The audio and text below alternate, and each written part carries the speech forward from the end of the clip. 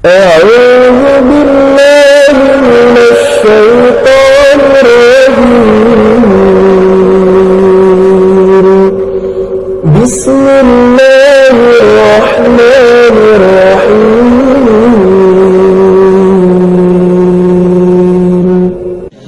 إن الحمد لله نحمده ونستعينه ونستغفره ونعوذ بالله من شرور أنفسنا وسيئات أعمالنا من يهد الله فلا مضل له ومن يضلل فلا هادي له أشهد أن لا إله إلا الله وحده لا شريك له وأشهد أن محمدا عبده ورسوله أما بعد. Hadirin yang beriman, alhamdulillah pada pagi ini kita masih diberikan kesempatan dan kesehatan. Mudah-mudahan seiring dengan bertambahnya usia, bertambah pula amal soleh kita kepada Allah Subhanahu wa Ta'ala. Karena hidup itu untuk menanam.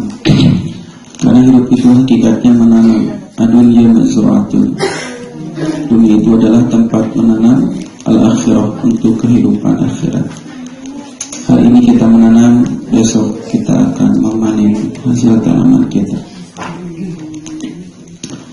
Seperti biasa, Selasa pagi tafsir surah Al-Qari'ah. Setelah kemarin kita menamatkan tafsir surah At-Takasur, hari ini kita membahas tafsir surah Al-Qari'ah. Kita baca terlebih dahulu.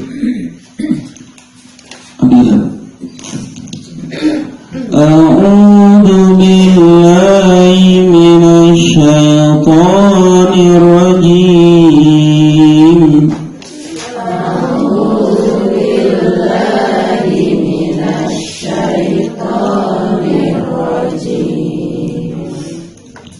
Al-Qari'ah. Al-Qari'ah. Mal-Qari'ah. وما أدراك ما القارعة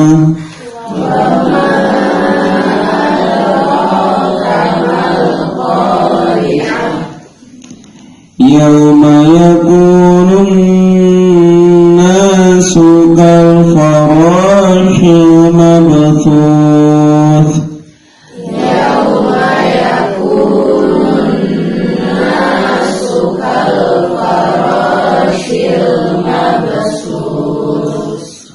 وتكون الجبال كالعهن المنفوش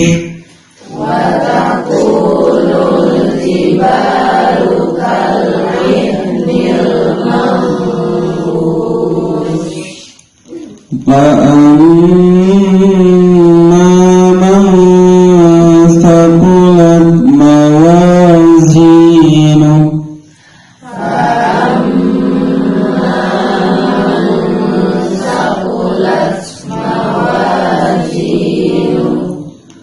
فهو في عيشة راضية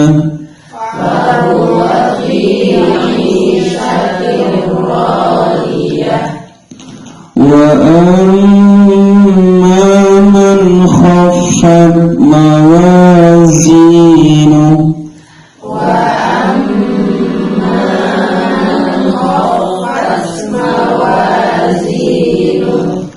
فأمه هاوية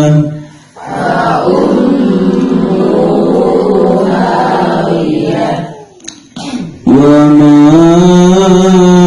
أدراك ما هي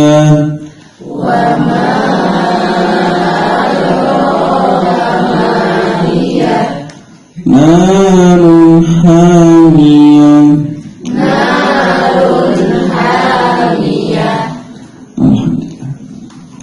Surah Al-Qari'ah ini adalah merupakan surah Makkiyah yang terdiri dari 11 ayat. Al-Qari'ah tebu hartosna kiamat. Di Al-Quran banyak istilah-istilah untuk hari kiamat. Kurang lebih ada 28 nama kiamat dalam Al-Quran. Yang pertama, kiamat itu disebut as-sa'ah. Inna sa'ata la'atiyatun la raiba fiha walakin aktsarun nasi la ya'lamun. Jadi yang pertama namanya sa'ah. Sesungguhnya hari kiamat sa'ah pasti akan datang, tidak ada keraguan tentangnya, akan tetapi kebanyakan manusia tidak mengetahui. Ada dalam surat Al-Mu'min atau surat Ghafir ayat 59. Yang kedua, hari kiamat disebut Yaumul Ba'as, hari berbangkit, hari kebangkitan. Dalam surah Rum ayat 56. Laqad labistum fi kitabillah ila yaumil ba's. Hari kiamat disebut Yaumul Ba'as, hari berbangkit. Surat Rum ayat 56. Yang ketiga, hari kiamat sudah disebut Yaumuddin, hari pembalasan. Dalam surah Al-Fatihah yang sering kita baca ayat 4. Yang keempat, hari kiamat suka disebut dengan Yaumul Hasrah, hari penyesalan. Hari kiamat disebut hari penyesalan. Di dalam surat Maryam ayat 39.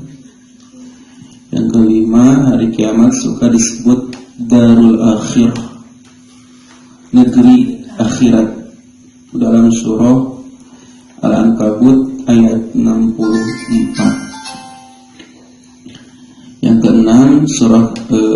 Yang keenam, hari kiamat suka disebut dengan Yaumut Tanad, hari saling memanggil. Dalam surah Al-Ghafir, surat Ghafir atau surat Al-Mu'min ayat 32. Yang ketujuh, kiamat suka disebut dengan Darul Qarar, hari tempat kembali. Darul Qarar, tempat kembali. Dalam surah Ghafir Al-Mu'min ayat 39. Yang kedelapan, hari kiamat suka disebut Yaumul Fasl, hari perpisahan. Dalam surah As-Saffat ayat 21. 9, hari kiamat suka disebut Yaumul Jama'. Yaumul Jama', artinya hari berkumpul. Dalam surah Asy-Syura ayat 7. Terus yang ke-10, hari kiamat suka disebut Yaumul Hisab, hari perhitungan. Dalam surah Sod ayat 53. Ke-11, hari kiamat juga disebut Yaumul Wa'id, artinya hari yang dijanjikan. Ada dalam surat Qaf ayat 20. Ke-12, hari kiamat suka disebut Yaumul Khulud, hari yang kekal. Dalam surah Qaf ayat 34. Terus yang ke-13, hari kiamat suka disebut Yaumul Khuruj, hari dikeluarkan dari kubur.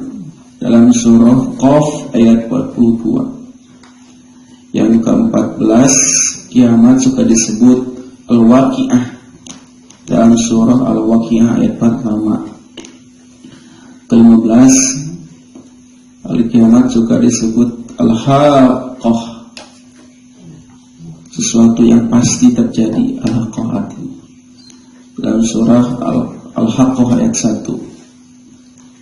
Ke-16, Al-Qiyamah suka disebut, kiamat disebut Tammatul Kubra, artinya bencana yang besar. Dalam surah An-Nazi'at ayat 34. Yang ke-17, kiamat suka disebut As-Sakhah, artinya teriakan. Dan dalam surah Al-Basa ayat 33. Ke-18, hari kiamat suka disebut dengan Al-Azifah, artinya sesuatu yang dekat. Dalam surat An-Najm ayat 57. Ke-19, hari kiamat suka disebut Al-Ghasyiyah, artinya peristiwa yang dahsyat. Itu ada dalam surah Al-Ghasyiyah ayat pertama. Dan yang ke-20, hari kiamat disebut Al-Qari'ah, Al-Qari'ah yang sekarang kita bahas. Artinya Qari'ah itu kiamat, maksudnya ketukan yang keras, itu kiamat. Jadi arti asal surah Al-Qari'ah yang sedang kita bahas hari ini, qara'a yaqra'u, Qari'ah artinya ketukan yang keras. Kenapa kiamat disebut dengan Al-Qari'ah? Karena dengan terjadinya hari kiamat, manusia terkena pukulan yang sangat keras. Makanya kata Abu Bakar Al-Jazairi dalam kitab Aisarut Tafahir, beliau mengatakan, kenapa kiamat disebut Al-Qari'ah? Karena taqra'ul qulubu bi ahwaliha, karena hati terpukul dengan kedahsyatan, kengerian hari kiamat. Jadi disebutlah Al-Qari'ah. Makanya Allah mengawali surah Al-Qari'ah ini dengan kata-kata Al-Qari'ah, hari kiamat.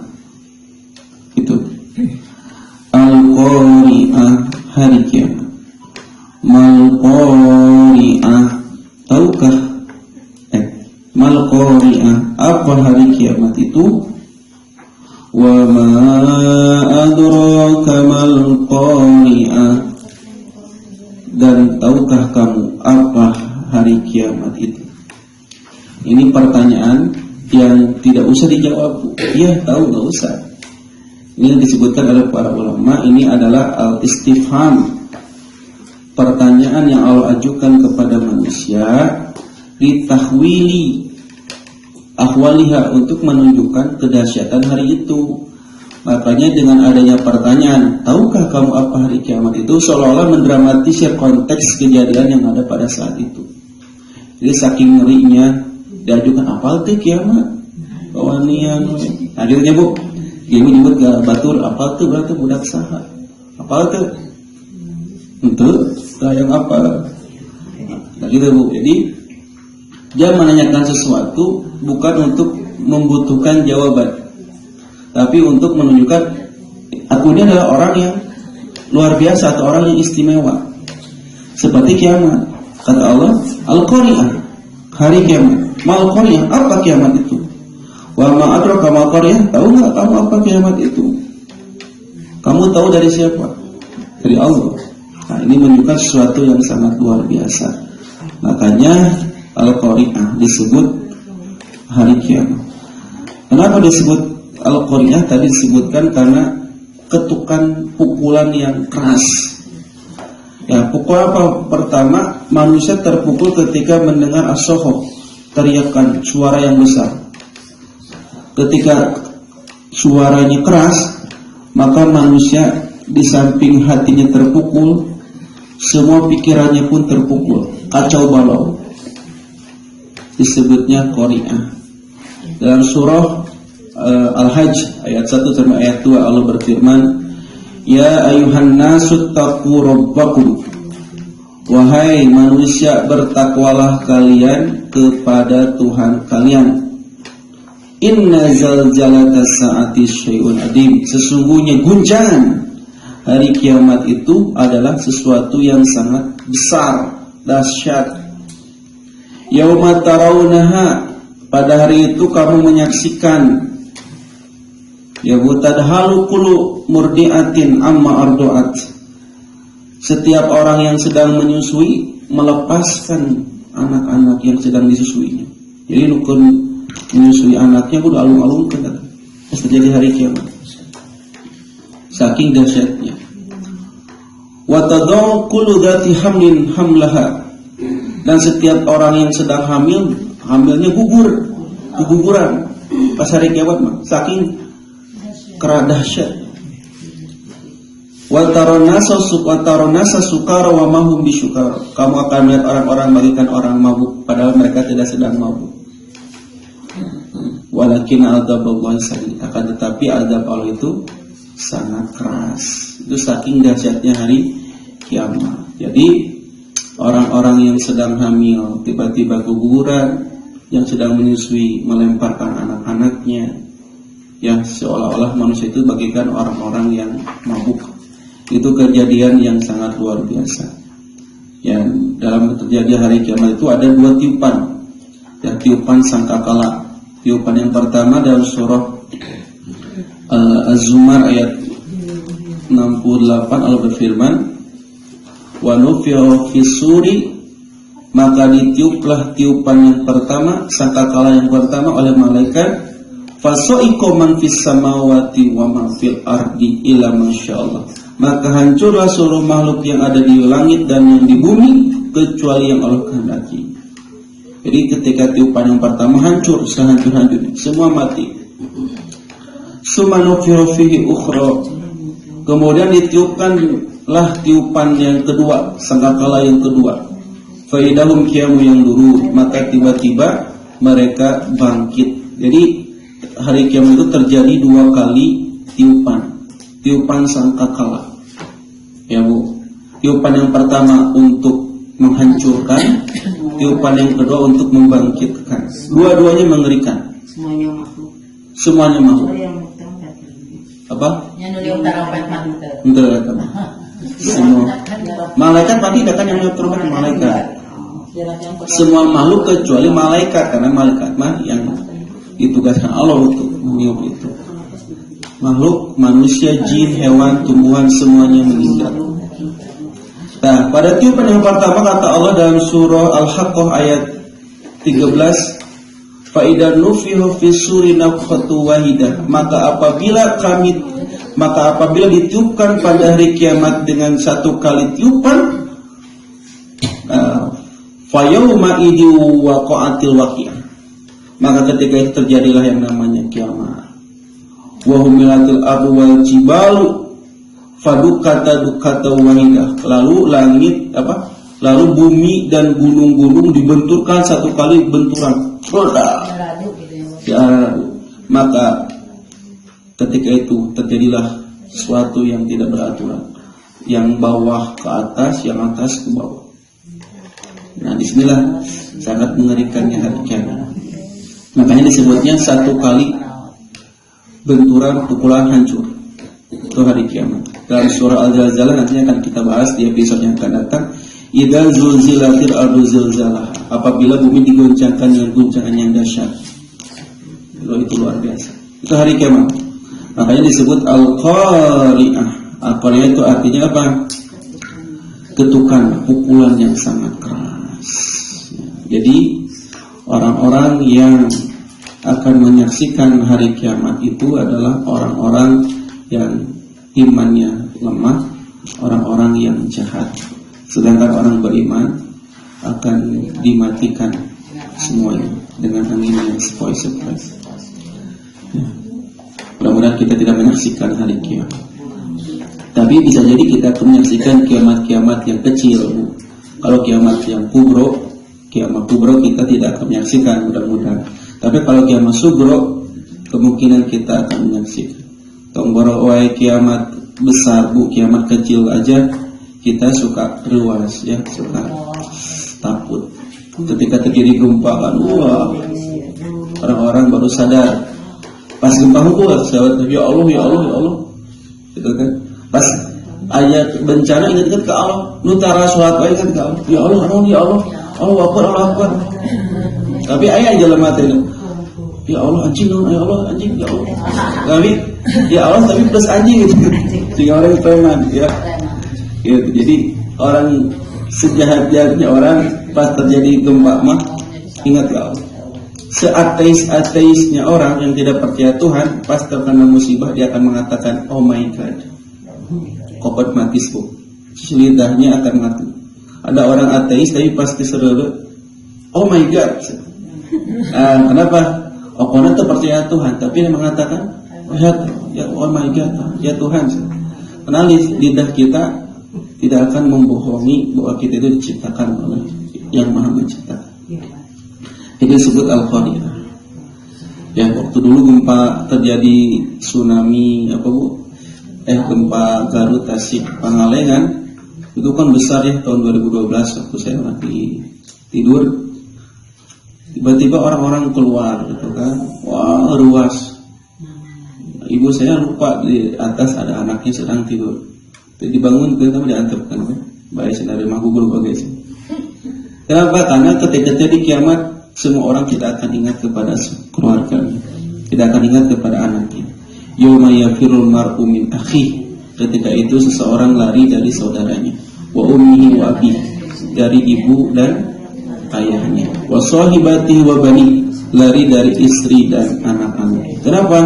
Likulli imri'in yawma idzin sa'nu yughni. Pada hari itu setiap orang sibuk ngurusi urusannya masing-masing. Yang diingat apa? Nafsi, nafsi, nafsi. Diriku bagaimana diri. Itulah yang akan terjadi pada hari kiamat.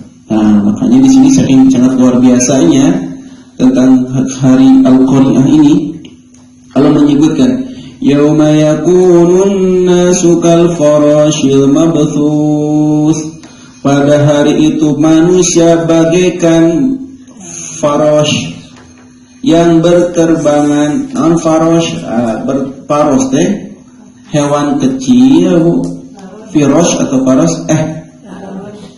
Yauma yakunun nasu kal farashil mabthus. Paras teh adalah binatang kecil yang berterbangan, yang bodoh. Jadi lamun ningali cahaya, entah itu lampu atau api, sok ngariung berdesak-desakan di arah radu. Anu nyebut siraru, laron Indonesia. Anu nyebutkan rametuk. Anu nyebut pokoknya mah hewan kecil lah, serangga. Pokoknya masih lamun ningali cahaya api, sok paadu-adu. Nah gitu. Lalu di sini ada menyebutkan anai-anai, dia menyebutkan laron, ada yang menyebutkan remetuk gitu ya. Pada hari itu manusia bagaikan remetuk yang berterbangan gitu. Kenapa? Yaitu saking riuh ya Bu. Karena waktu terjadi hari kiamat, matahari kan dipadamkan pas di panen pertama. Ketika lihat satu cahaya dia langsung berdesak-desakan, tidak tahu arah tujuan, berkumpul pun berdesak-desakan, tak apa mereka mana. Ya. Pas keluar terjadi gempa, keluar kan, beradu kan, saling beradu. Ya, waktu terjadi kemarin tsunami di Batam kan kata Ivan Seventeen, ya ketika mau menyelamatkan diri kan semua ditinggalkan, mobil dari Pajero diantarkan, semua yang punya mobil dari lalu Batam. Pas sedang lari, nggak hubung ada kemana itu lari. Mereka lari ke pokoknya selamat dari tsunami. Kadang-kadang beradu, patu-burukan, ya. Waktu kena air sudah masuk, ada orang pinggirnya bukannya ditolong, bukan dilelapkan, kemudian dia bisa selamat. Itu terjadinya tsunami. Kemudian kiamat, tsunami ante sapirawai. Iya mah, nuhana abdi kalburkeun luhur berjatuhan bintang-bintang. Hok tekacau mah, gunung terangkat, lepas berterbangan, terus bintang-bintang jatuh, gedung-gedung sudah jelas lah itu mah. Gedung-gedung mah itu dibangun ke pondasi. Gunung mah sudah ada pondasi dari dulu oleh Allah. Ya simbol kokohnya sesuatu digambarkan dengan gunung. Nah di sini disebutkan tadi orang-orang bagaikan laron, bagaikan remetuk, bagaikan binatang kecil yang berdesak-desakan, berebutan, yang kelihatannya pada waktu sangat lemah. Penglihatannya sangat lemah sehingga mereka tidak tahu arah tujuan harus kemana. Itulah gambaran manusia tatkala terjadinya hari kiamat. Tatkala bangkit dari kuburnya, manusia sangat bingung. Pas kiamat bingung, pas dibangkitkan bingung kudu ka mana. Berdesak-desakan tanpa arah dan tujuan. Wah, bahaya. Ini kejadian yang sangat mengerikan. Pas di kiamat terjadi, berdesak-desakan. Kita pun itu udah kita dibangkitkan, kita berdesak-desakan. Untuk menuju apa? Untuk menuju ardul mahsyar. Untuk digiring menuju satu tempat yang disebut dengan bumi mahsyar. Sering kita dengar dengan istilah padang mahsyar. Jadi pas orang bangkit, tak berarti Allah ada kemana ini? Semua orang tertunduk, Bu, ya, merasa takut. Kemana? Berdesak-desakan tanpa pakaian. Di mana digiring? Digiring dengan malaikat-malaikat yang bengis dalam hadis. Yang kejam, bengis, pokoknya tewani ngangkat kepala dia nggak berani. Walaupun orang-orang sekitar kita tidak pakai pakaian, tapi tidak ada yang berani mengangkat kepala. Soalnya gini, digiring malaikat. Itu kejadian yang sangat luar biasa. Kalau kiamat yang pertama mah kita tidak akan terkena, tapi kalau pasti bangkitkan menuju padang mahsyar kita akan ikut semuanya. Inilah yang menjadi kekhawatiran. Namun nanti ada orang-orang yang beriman yang merasa tenang-tenang saja karena imannya sudah sangat banyak dan tebal. Itu cuma orang-orang yang dijamin akan dinaungi pada hari kiamat nanti. Gitu. Kemudian tanya Bu, wa takunul jibalu kal ihnil manfush, dan keadaan gunung-gunung adalah seperti bulu yang dihambur-hamburkan. Aduh. Jadi yang pertama senabunya manusia bagaikan anai-anai. Yang pertama manusia itu bagaikan laron yang berterbangan, tak tahu arah kemana, bertuburkan saking lemahnya penglihatan. Dalam surah Al-Qamar disebutkan manusia itu bagaikan simet, bagaikan belalang, lupa. Ka'annahum jarodun muntasir. Dalam surah Al-Qamar manusia itu bagaikan jarod, belalang. Manusia itu bagaikan belalang yang dibangkitkan, bertebaran. Jadi kalau ada belalang keluar dari semak belukar, dia bertebaran gak tahu arahnya kemana. Itu kejadian manusia bagaikan laron dan bagaikan belalang. Yang kedua, watakun jibalu kal ihnil manfus. Sedangkan nanti kamu akan melihat gunung-gunung bagaikan debu, bagaikan bulu-bulu yang dihambur-hamburkan. Yang disebut dengan ini yang mengatakan ahli tafsir bulu domba, ini yang mengatakan kapas. Jadi suatu benda yang sangat ringan, lamun diletakkan pada tangan ditiup atau ngapungnya cepet. Nah gunung teh Bu, iya gunung. Nah itu ditiup apung. Saking ringannya. Dalam surah Al-Waqi'ah seperti debu. Ya, Al-Waqi'ah ayat 5 sampai ayat 6. Wa bussatil jibalu bassa, dan gunung-gunung dihancurkan dengan seluruh-luruhnya. Fakanat haba'an munbasa, maka gunung-gunung itu bagikan debu yang berterbangan.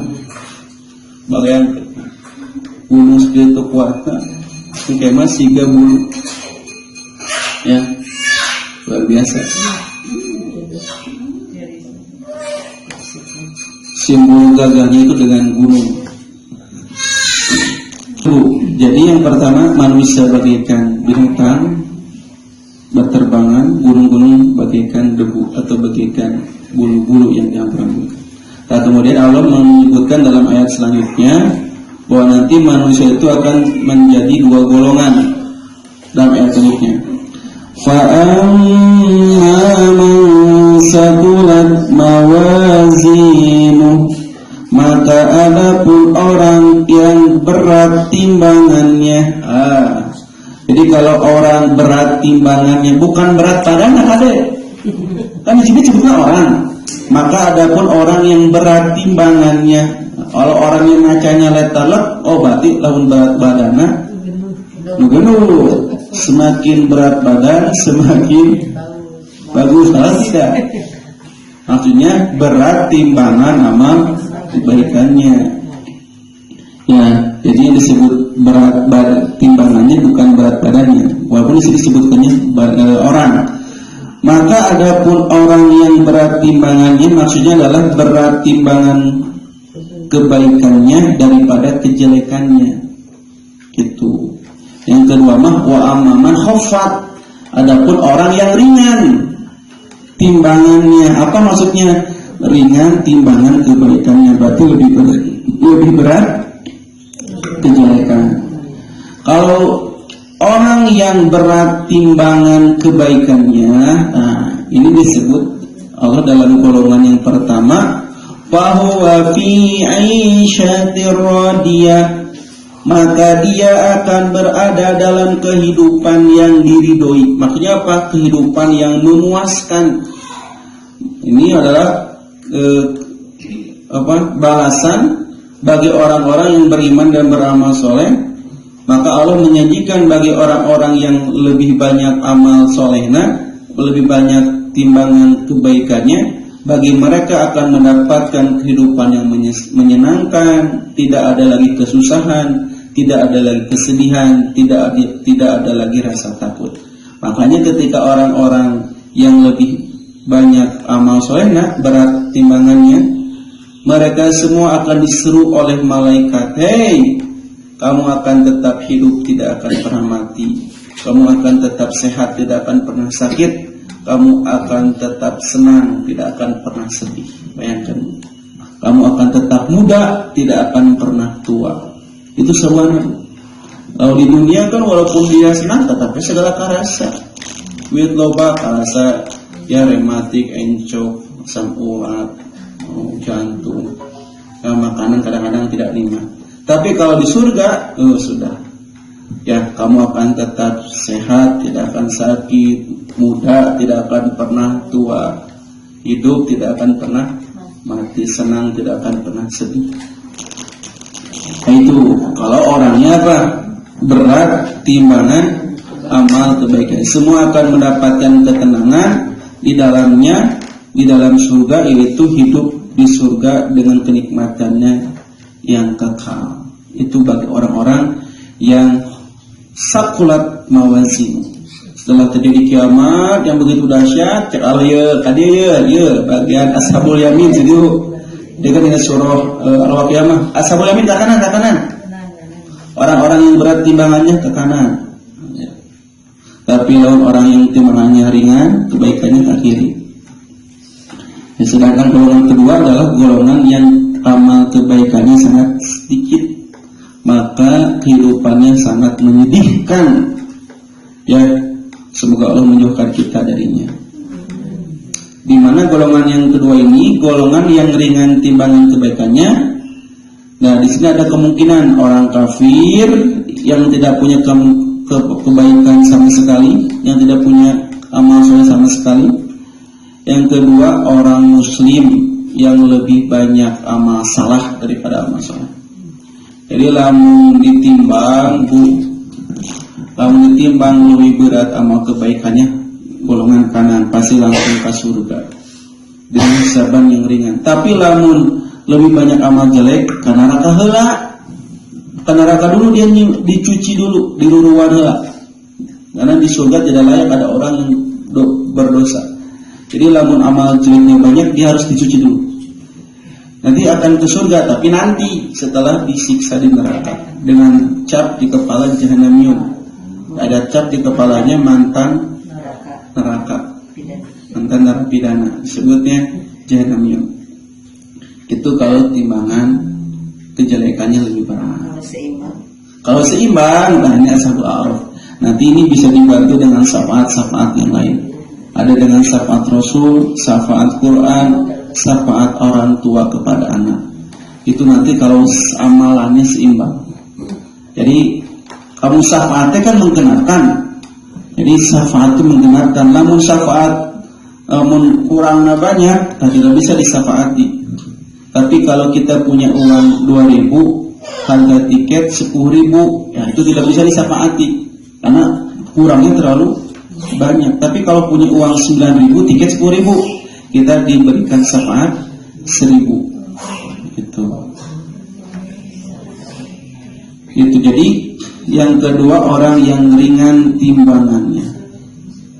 Maka orang yang kedua ini, fa ummuhu hawiyah, maka ummunya adalah hawiyah. Ummu di sini disebut tempat kembali. Padahal ummu itu dalam bahasa kita ibu, ya Bu. Ya, maka ibunya adalah hawiyah. Nah, ibu, di sini disebutnya ummunya hawiyah. Kenapa?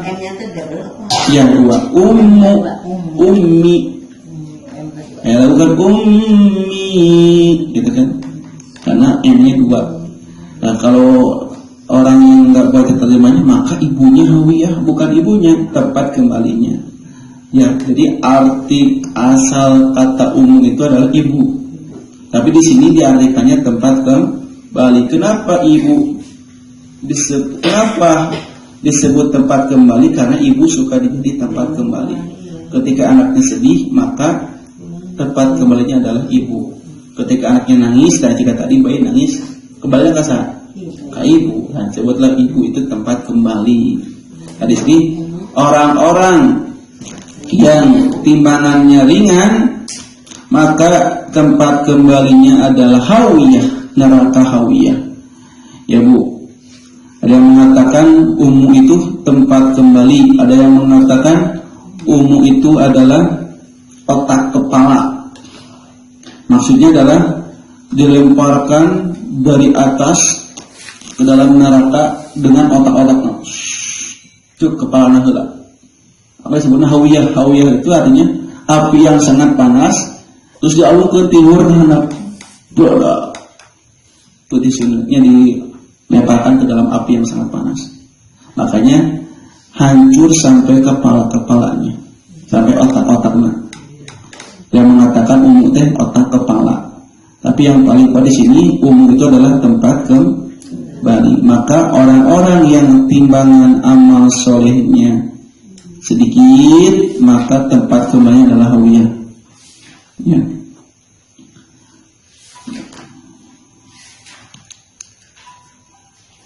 Kemudian apa itu hawiyah?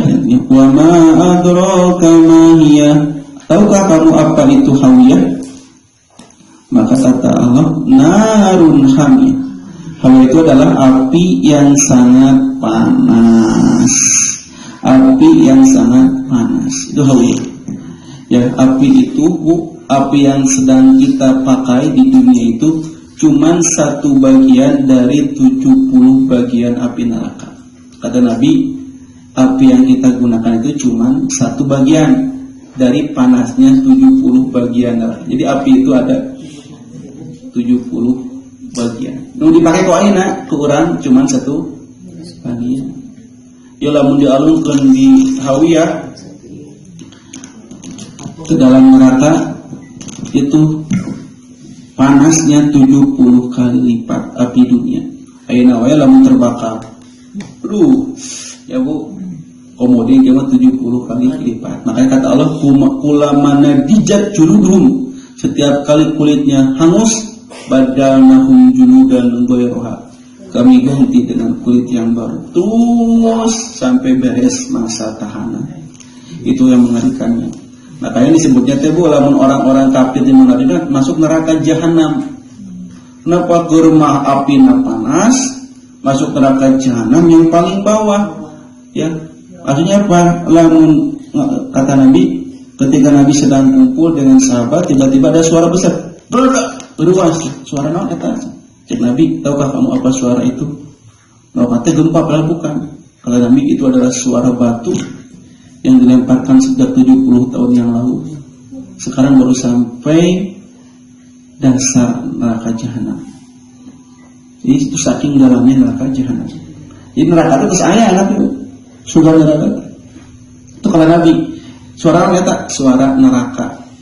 Batu nu dilemparkan 70 tahun yang lalu baru sampai sekarang ke dasar neraka.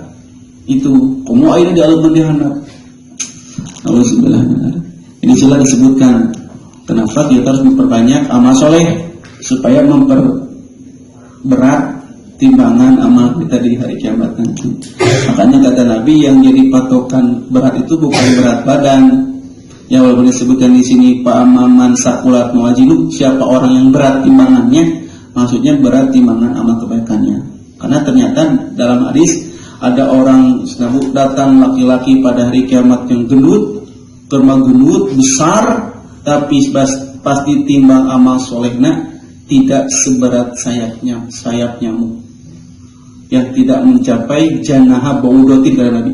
Ada orang gendut besar, tapi pas ditimbang amal solehnya tidak mencapai berat sayap nyamuk. Bayangkan itu. Kenapa? Karena banyak amal solehnya. Gitu. Bahkan dalam hadis lain ada orang yang gendut besar, pas ditimbang satu lengan tangannya tidak bisa membayar dosa-dosanya. Jadi Bu, walaupun badannya besar, satu lengan tangan kanannya atau tangan kirinya tidak bisa membayar berat dosa-dosanya. Dalam hadis lain mesigar sayap beut nyamuk, dalam hadis lain mah satu lengan tangannya tidak bisa membayar berat dosa-dosanya. Sampai-sampai kata Nabi, bekas nampan yang kamu berikan untuk memberi minum orang lain itu lebih berat daripada orang tersebut. Jadi lawan ibu ngasihkan cair nyuguhan, tak aya nampana, tatakana, baki katakan sana, baki nata, lebih berat baki eta di hari kiamat daripada sayap daripada badan orang itu. Bayangkan, baru ngasih air minum aja, mudi ngasih makan, mudi, wah luar biasa. Itulah Islam. Jadi semakin banyak amal soleh, semakin berat timbangannya di hari kiamat nanti. Kan di sini disebutkan bahwa surah Al-Qari ini adalah peristiwa yang akan dialami oleh manusia, di mana dia akan mengalami yang namanya kiamat. Nah, setelah hari kiamat, maka orang akan terbagi dua. Ada orang yang berat timbangannya, berat timbangan amal kebaikannya, dia akan masuk surga dengan penuh kepuasan dan diridhoi. Kata Allah, udkhuli ya ayyuhat Tuhan nafsul mutmainnah irji ila rabbiki radiyatan mardiyah fadkhuli fi ibadi, maka masuklah engkau jadi hamaku wadkhuli jannati, kata Allah disebutkan. Tapi kalau ringan timbangannya, maka bukannya disambut oleh malaikat, malah dilelapkan ke neraka. Nauzubillah min menunggu dulu Bu di Ashabul A'raf, tempat yang tertinggi nanti kan ya Al-A'raf, sudah A'raf. Tunggu dulu, setelah yang lain beres barulah dia ternyata Ashabul A'raf dimasukkan ke dalam golongan ahli surga. Urama berharap mendapatkan hisaban yang ringan. Itu Bu, itu surah Al-Qari'ah. Jadi dalam yang harus dalam surah Al-Qiyamah kiamat. Dan kenapa disebut Al-Qari'ah? Karena pukulannya yang keras, yang menggoncangkan hati dengan segala kedahsyatannya. Dan terus manusia digambarkan bagaikan belalang, bagaikan laron, bagaikan aneh-aneh, dan gunung-gunung bagaikan bulu, sini menandakan kehancuran semua makhluk dan bumi di muka bumi ini.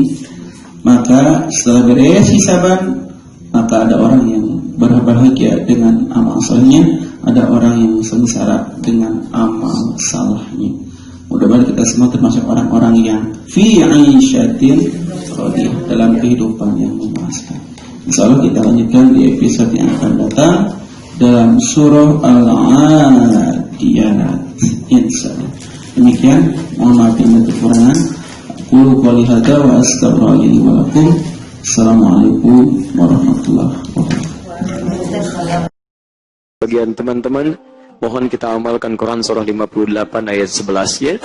Ya ayyuhalladzina amanu idza qila lakum tafassahu fil majalis fafsahu yafsahullahu lakum. Hei orang-orang beriman, jika diinfokan pada kita, ayo kita share, luaskan supaya orang lain mendapatkan kenyamanan yang sama, maka cepat respon. Orang yang bisa meluaskan bagi orang lain, Allah akan luaskan titian kehidupan apapun yang amalkan dalam kehidupannya.